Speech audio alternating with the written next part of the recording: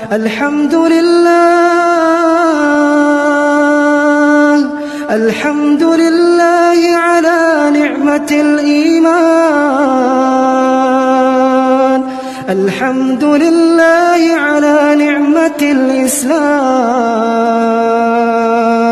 الحمد لله على نعمة الهداية، الحمد لله على نعمة الهجرة، الحمد لله على نعمة الأخوة، الحمد لله، الحمد لله على نعمة المغفرة. اللهم اجعلنا لك ذكارين،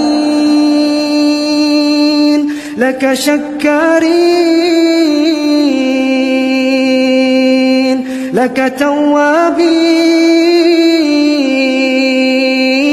لك مطواعين، إليك أواهين منيبين يا أرحم الراحمين. اللهم يا حليم، اللهم يا عظيم، اللهم يا لطيف، اللهم اعتق رقابنا من النار، ورقاب أزواجنا من النار،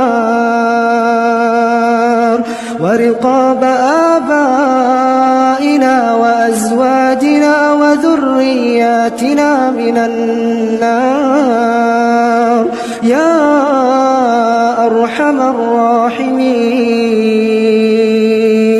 يا غفار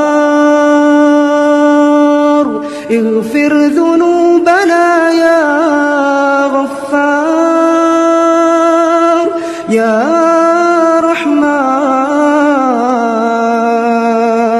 ارحمنا يا أرحم الراحمين.